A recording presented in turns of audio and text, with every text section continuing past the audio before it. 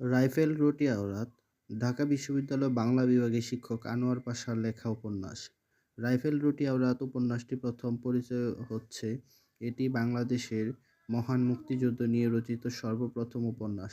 ঔপন্যাসিক ৭১ সালের মুক্তিযুদ্ধ চলাকালে এপ্রিল উপন্যাসটি লেখা শুরু করে জুনে শেষ করেন। জুন মাসে লেখা এই বাক্যগুলো পরবর্তীতে বাঙালির জন্যে সত্যে পরিণত হয়েছিল। ঢাকা বিশ্ববিদ্যালয়ের শিক্ষক ও শিক্ষার্থীর উপর পাকবাহিনীর যে আলাদা ক্ষোভ ছিল তাও ফুটে উঠেছে উপন্যাসটিতে। পাশাপাশি মুক্তিযুদ্ধের মাঝামাঝি সময়ে ঢাকাবাসীর রাজনৈতিক চিন্তা ভাবনা ও জীবনযাত্রার একটি চিত্র ফুটে উঠেছে এতে। উপন্যাসে এক জায়গায় লিখেছেন, নীলক্ষেতের পরিত্যক্ত রেললাইনের দুপাশে বাস করত হাজার হাজার গরিব মানুষ। কোন সময়ে ঝড়ে বন্যায় গ্রাম বাংলার লাখ লাখ বাস্তুহারা মানুষ শহরে এসেছে। তারাই এখানে এসে হয়েছে বস্তিবাসী। সেই গরিব মানুষের বস্তি পুড়িয়ে অবশেষে বীরত্ব দেখিয়ে গিয়েছে পাক ফোর্স। উপন্যাসে বিশ্ববিদ্যালয় শিক্ষক থেকে হলের ছাত্র, রাজারবাগ পুলিশ লাইনে যুদ্ধ করা হাশিম শেখ থেকে রোকেয়া হলের হামিদা, বিশ্ববিদ্যালয়ের কেরানি থেকে যুদ্ধের পরিস্থিতিতে ব্যবসায়ী হয়ে যাওয়া হাসমতের বদলে যাওয়া ফিরোজের প্রতিবেশী আফরোজা সাবির, এরকম অসংখ্য চরিত্র দিয়ে পূর্বাপর মুক্তিযুদ্ধের নির্ভেজাল ক্যানভাস পাঠকের সামনে তুলে ধরেছেন আনোয়ার পাশা। উপন্যাসে পাকিস্তানি দোসরদের চরিত্রটিও ফুটে উঠেছে পাকিস্তানপন্থী শিক্ষক আব্দুল খালেকের ভাষায়। তিনি বলেন, পাকিস্তানের সংহতি সবার আগে, সেজন্য আমাদের এই সেনাবাহিনী আমাদের গৌরব ও গর্বের বস্তু। যে কোনো মূল্যে তারা পাকিস্তানের সংহতি রক্ষা করবে, দেশকে তারা বিচ্ছিন্ন হতে দেবে না কিছুতেই। রাজাকার শিক্ষক আব্দুল খালেক এখানেই থেমে থাকেননি। তিনি আরও বলেন, ইসলামের স্বার্থে, পাকিস্তানের সংহতির স্বার্থে দরকার হলে আমাদের সেনাবাহিনী ১০০ বছর পূর্ব পাকিস্তানকে পদানত করবে, দেশে সামরিক শাসন চালাবে। ইসলাম ও পাকিস্তানের স্বার্থে তা হবে বিলকুল জায়েজ। যুদ্ধ চলাকালে পাকিস্তানি বাহিনী রাইফেলের মুখে আমাদের অস্তিত্ব হরণ করে। রুটি অর্থাৎ আমাদের খাদ্যের যোগানে বাধা সৃষ্টি করে এবং আওরাত হচ্ছে সেই ৩ লক্ষ মা বোন যাদের সম্ভ্রম কেড়ে নেয় সেই হানাদার বাহিনী। রাইফেল রুটি আওরাত বলতে লেখক এটি বোঝাতে চেয়েছেন।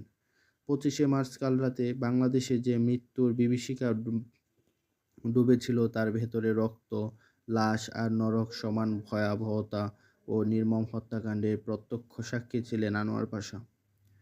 জীবনের ঝুঁকি নিয়ে বিশ্ববিদ্যালয়ে অবস্থান করে খুব কাছ থেকে পাক হানাদার বাহিনীর বীভৎস অত্যাচার নির্যাতন প্রত্যক্ষ করেছিলেন। অবরুদ্ধ থেকেই তিনি যেসব কথা লিখলেন উপন্যাসে। এতে বর্ণিত হয়েছে ২৫শে মার্চ থেকে ২৮ মার্চ পর্যন্ত ৩ দিনের গল্প। ৩ দিনের বর্ণনার মাধ্যমেই ফুটে উঠেছে একটি জাতির সমস্ত বঞ্চনার ইতিহাস, স্বাধীনতা সংগ্রামের ইতিহাস, যুদ্ধের গোটা প্রেক্ষাপট। উপন্যাসটি প্রকাশিত হয় ১৯৭৩ সালে। উপন্যাসটি শুরু করেছেন ২৫শে মার্চ রাত শেষ ভোরের বর্ণনা দিয়ে।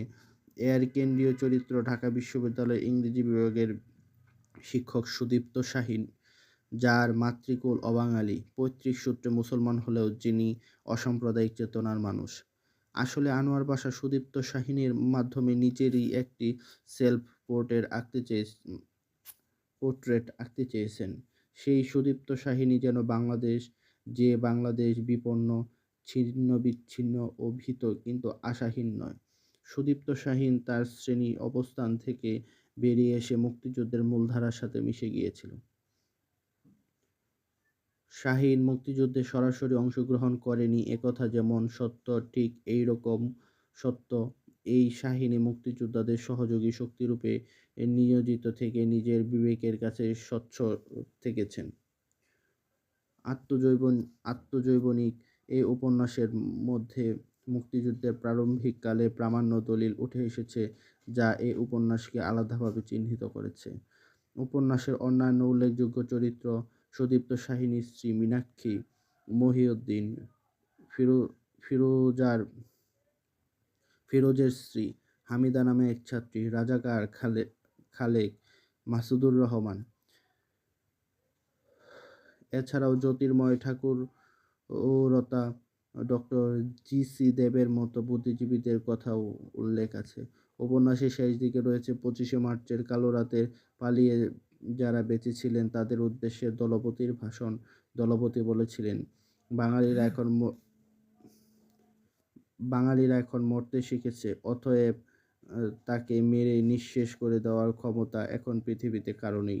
জানবে, মৃত্যুকে ভয় করে যারা মৃত্যুকে এড়াতে চায় তারাই মরে। 1971 সালের 25শে মার্চ রাতে কি হয়েছিল, কিসের প্রেক্ষিতে হয়েছিল, কেন হয়েছিল, কিভাবে হয়েছিল, সব প্রশ্নের উত্তর পাওয়া যায় এই বইটিতে। এ উপন্যাসে শুধু 71-এ মানুষের আর্তনাদের চিত্র নয়, এতে রয়েছে দীপ্ত যৌবনের এক জীবন্ত প্রতিচ্ছবি। এখানেই উপন্যাসের স্বাতন্ত্র্য। এই গল্পের নায়ক সুদীপ্ত যেন বাঙালির আশা আকাঙ্ক্ষা, সংকল্প ও প্রত্যয়ের প্রতীক। লেখক আনোয়ার পাশা এপ্রিলেই বুঝে গিয়েছিল স্বাধীনতা আসন্ন। তাই তিনি উপন্যাসের শেষ বাক্যে লেখেন, হাজার বছরের শ্রেষ্ঠ অভয়বাণী, নতুন মানুষ, নতুন পরিচয় এবং নতুন একটি প্রভা। সে আর কত দূরে, বেশি দূরে হতে পারে না, মাত্র এই রাতটুকুই তো, মাভই কেটে যাবে। এটিই ছিল তখন 7.5 কোটি বাঙালির কামনা ও প্রত্যাশার অভিব্যক্তি। এর মধ্য দিয়ে স্বাধীন বাংলাদেশের আশা ব্যক্ত করেছেন এবং যুদ্ধক্ষেত্রে সবার মধ্যে প্রেরণা আলো জ্বালতে চেয়েছিলেন। যুদ্ধের ডামাডোল পেরিয়ে তার উপন্যাসটি আমাদের হাতে এসে পৌঁছালেও তাকে আমরা আর পাইনি। 14ই ডিসেম্বর বুদ্ধিজীবী হত্যার দিনে পাক হানাদার বাহিনী তার জীবন প্রদীপের আলো নিভিয়ে দেয়। কি বিস্ময়! চিরকাল নায়কেরা ধ্বংসের মুখে জীবিতদের আশাবার্তা দিয়ে যান। বইটির ভূমিকায় সাহিত্যিক আবুল ফজল লিখেছেন, মৃত্যুর পূর্ব মুহূর্তে এই অসামান্য বইটি তিনি লিখে রেখে গেছেন আমরা যারা বেঁচে আছি তাদের জন্য। জীবন মৃত্যুর মাঝখানে দাঁড়িয়ে বিভীষিকা আর এমন ছবি আঁকা সত্যি দুঃসাধ্য। বাংলাদেশের মাটিতে আগামীতে যারা জন্মগ্রহণ করবে তারা এদেশের ইতিহাসে এক দুঃসহ ও নৃশংস অধ্যায়ে এই নির্ভেজাল দলিল পাঠ করে নিঃসন্দেহে শিউরে উঠবে। মুক্তিযুদ্ধ নিয়ে অনেক উপন্যাস লেখা হবে, কিন্তু রাইফেল রুটি আওরাত অনন্য। 71-এর বিভীষিকাময় পরিস্থিতিতে সশরীরে উপস্থিত থেকে দেখার সুযোগ আর কেউই পাবে না। আনোয়ার পাশা দেখেছেন, জেনেছেন এবং পরবর্তী প্রজন্মকে জানিয়েছেন। এই জন্য রাইফেল রুটি আওরাত উপন্যাসটি ব্যতিক্রম।